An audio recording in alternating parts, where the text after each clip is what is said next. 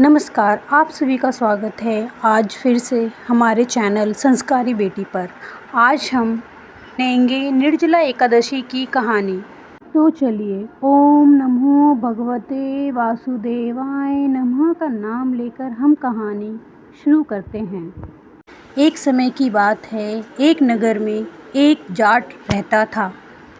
उसकी नई नई शादी हुई थी। शादी के बाद वो पहली बार अपनी पत्नी को लेने ससुराल जा रहा था। वह अच्छे और नए वस्त्र पहनकर तैयार होकर ससुराल के लिए रवाना होता है। रास्ते में उसने देखा एक तालाब में एक गाय पानी पीने के लिए उतरी है। वह ज्येष्ठ माह का महीना था। वो गाय अपनी प्यास को तो बुझा लेती है, लेकिन तालाब में डूबने लगती है और वो वहाँ उस जाट को देखकर कहती है, अरे मुसाफिर, मुझे इस दलदल से बाहर निकाल दो। तब जाट बोला, नहीं नहीं गऊ माता, मेरे कपड़े गंदे हो जाएंगे। मैं पहली बार अपनी पत्नी को लेने ससुराल जा रहा हूँ। इस पर गाय कहती है, आज निर्जला एकादशी है, मैं तुझे वरदान दूंगी जिससे तेरी 7 पीढ़ियाँ तर जाएंगी। लेकिन जाट नहीं माना।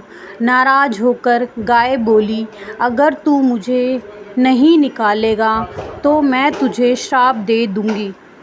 परंतु जाट नहीं माना। इस पर गऊ नाराज होते हुए कहती है, मैं तुझे श्राप देती हूँ, अब से 8 पहर के बाद तू गधा बन जाएगा।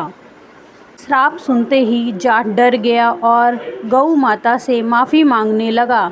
लेकिन तब तक गाय तालाब में पूरी तरह डूब चुकी थी। यह देखकर जाट उदास हो गया और उदास मन से ही ससुराल पहुंचा। वह जमाई को देखकर ससुराल में सब खुश हुए, लेकिन उसने वहां जाकर जिद पकड़ ली थी, मेरी पत्नी को अभी विदा कर दो, हमें जाना है। सभी ने उससे बहुत विनती की, किंतु वह नहीं माना। वहाँ सभी लोगों ने कहा, कुछ समय यहाँ रुको, लेकिन वह नहीं माना। उसने घर जाने की रट लगा रखी थी।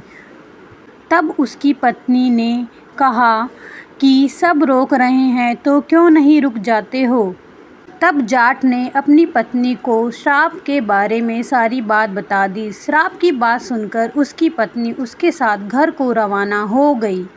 घर पहुंचने के कुछ समय बाद जाट गधा बन गया। उसकी पत्नी उसे घर में लेकर बैठी रही। धीरे धीरे घर का सारा राशन और धन खत्म हो गया तो जाट ने अपनी पत्नी से बोला, मुझे लेकर कहीं बाहर मजदूरी करने ले चलो।